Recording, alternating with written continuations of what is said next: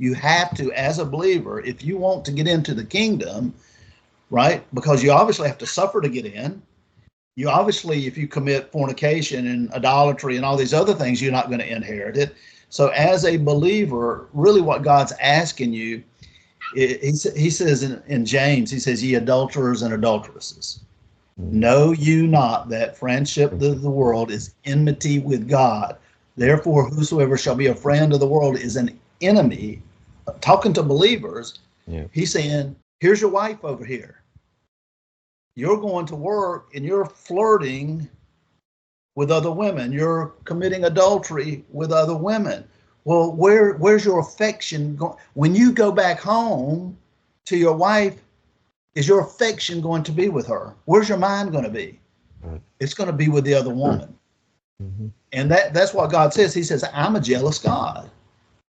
And therefore, I need you to choose. Choose. Really, that's what it comes down to every believer. If you want the kingdom, you need to make a what? Because if you can't decide between going to the promised land or Egypt, because that's what they were doing, their hearts turned back, right? They started thinking about the melons and the cucumbers and all these things, and their hearts turned back to Egypt. They couldn't make a choice. And that's why he says, what man having put his hand to the what? The plow, and looketh back is what? Fit for the kingdom. Right. And all these discussions, that's all of it in a nutshell.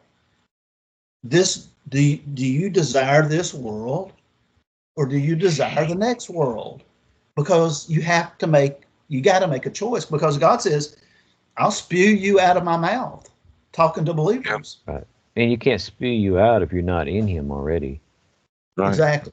Yeah.